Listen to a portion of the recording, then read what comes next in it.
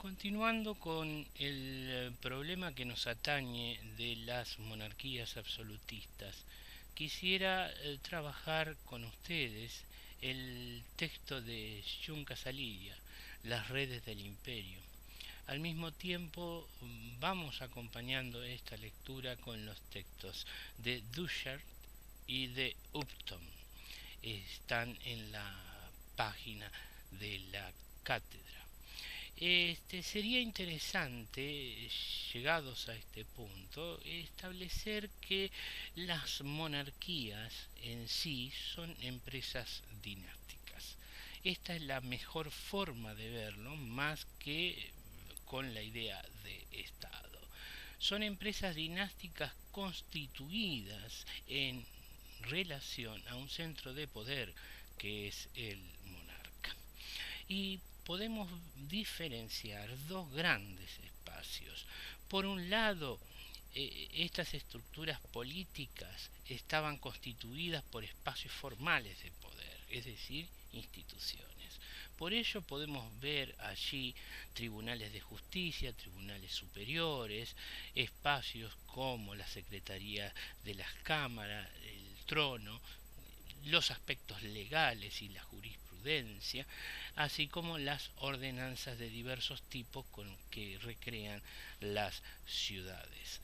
Pero aparte de estos elementos formales, debemos entender que las relaciones de poder estaban constituidas en torno a relaciones informales, individuales, ¿bien? O interindividuales, que permitían el favor, la influencia, los premios, bien, en función de aquellos que eran las relaciones de amistad y las relaciones de patronazgo y familiares. Es decir, junto con este conjunto de instituciones formales, tenemos que tener en cuenta que la dinámica a su interior estaba basada en estas relaciones interpersonales.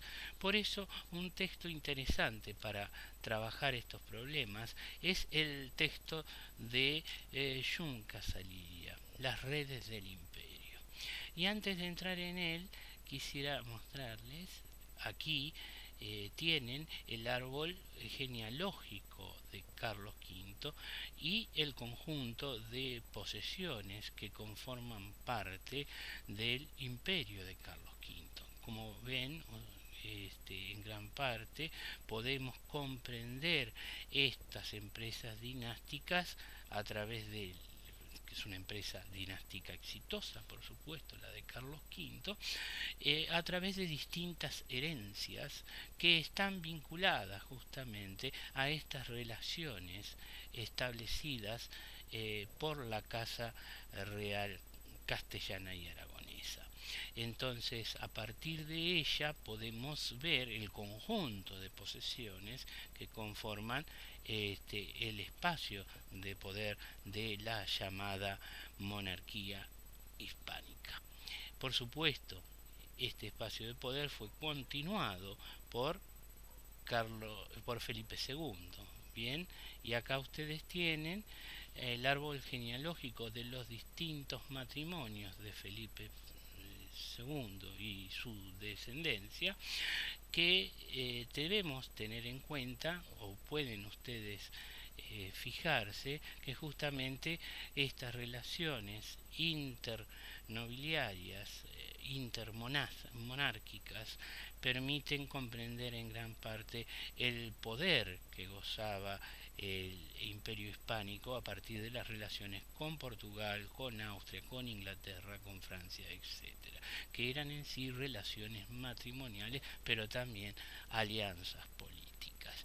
Y esto es lo importante de ver a través del texto de Jun Casarilia, el cual nos muestra que es difícil estudiar estas aristocracias, la gran aristocracia, la gran nobleza, dentro de los términos acotados de los estados nacionales modernos, pues ellas estaban vinculadas a procesos mucho más amplios de relación territorial, y estos componentes, que si bien tenían una adscripción localizada, como lo dice Yuncasalía, es claro que estos grandes señores eran también grandes señores por tener grandes propiedades. Es decir, si tenemos un poder local, pero al mismo tiempo está establecido que estas relaciones van muchísimo más allá del territorio, y su autoridad está profundamente ligada con su espacio local. Ellos controlaban las redes nobiliarias al interior de sus espacios, pero también las representaban al interior de la corte real. Por lo tanto, hay un elemento identitario común de estas aristocracias europeas que permiten sus conexiones. Vemos así profundas conexiones al interior de la propia aristocracia, no solamente dentro de la casa real, sino también entre la gran noblezas.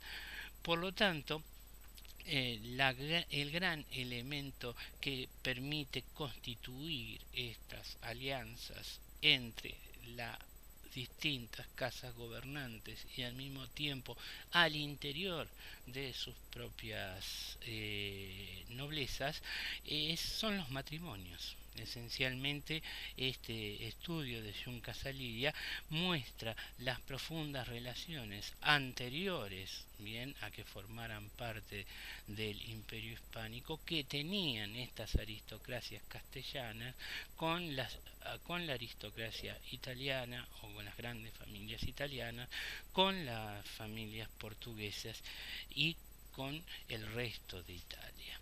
Es claro que estamos hablando así de que lo que definimos como el imperio de los Habsburgo, bien, está formado por distintas entidades que conforman ese gran aglomerado y que está internamente relacionado no solamente por la cabeza del rey, sino también previamente por toda esta constitución de interrelaciones de las propias familias principales de cada uno de los espacios. Por supuesto, esta gran nobleza tendrá su representación en la Corte de Madrid. Por lo tanto, podemos hablar de una dinámica cortesana que en algún punto influye o confluye en una propia cultura cortesana, la cultura de la corte hispánica, y que representa a los miembros de los distintos espacios que controla la corona. En este sentido, es importante entender que la corte sirve como espacio de administración, en tanto son estos grandes nobles los encargados de la administración real, y al mismo tiempo las órdenes que emanan del rey pueden llegar a cada uno de los espacios territoriales locales en función de las relaciones propias de esta gran nobleza junto con los otros miembros nobiliarios. Es decir, la corte conforma el punto dinámico en que podemos entender el poder de dominio político del rey llegue a cada uno de los espacios del imperio. Pero es importante ver aquí también que estas relaciones son muy tempranas, como marca Yuncasalía. Es decir, las relaciones entre la aristocracia castellana con la aristocracia portuguesa y con la aristocracia italiana devienen ya desde la Edad Media, ¿bien? En cuanto relacionan las distintas en los distintos espacios monárquicos de las coronas de Castilla, Navarra, Portugal y Aragón. En ese caso es importante también ver que el mayor proceso de integración de estas aristocracias él lo marca entre los años 1550 y 1650, en los cuales los linajes de Italia y Portugal, así como los castellanos, se relacionan profundamente. Las grandes familias, a ese proceso de castellanización que se impulsa fuertemente en el año 1580, llegará hasta el año 1640, cuando se dividan las coronas de Portugal y de España, que fueron unidas por el matrimonio de Felipe II y Manuela de Portugal. Es claro que aquí la descendencia que nosotros tenemos es justamente la herencia de aquel matrimonio exitoso entre lo que es la corona castellana y lo que es la corona portuguesa realizada por la política de Carlos V.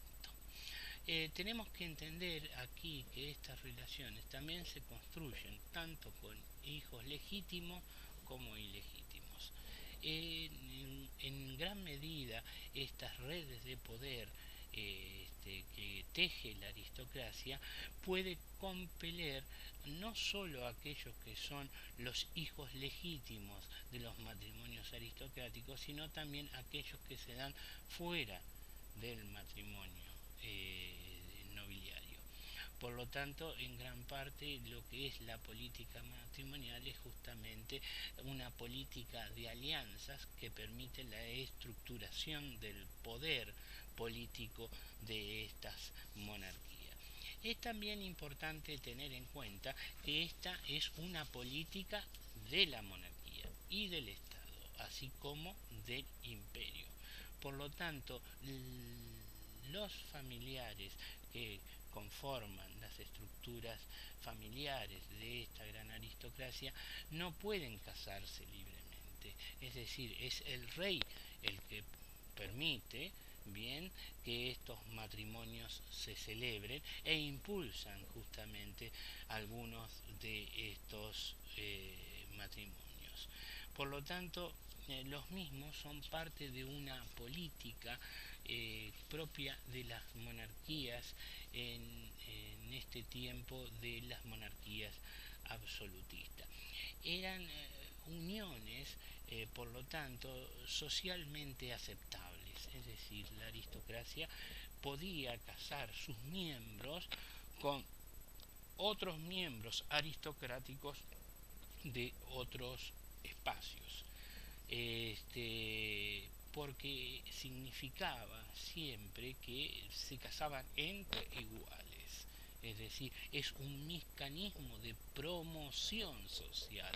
Por lo tanto, esto va vinculando progresivamente y homogeneizando progresivamente a la aristocracia europea. Es importante aquí que entra dentro de las relaciones culturales propias con la cual la nobleza se concebía como la mejor parte de lo que es aquellos que son los súbditos del rey.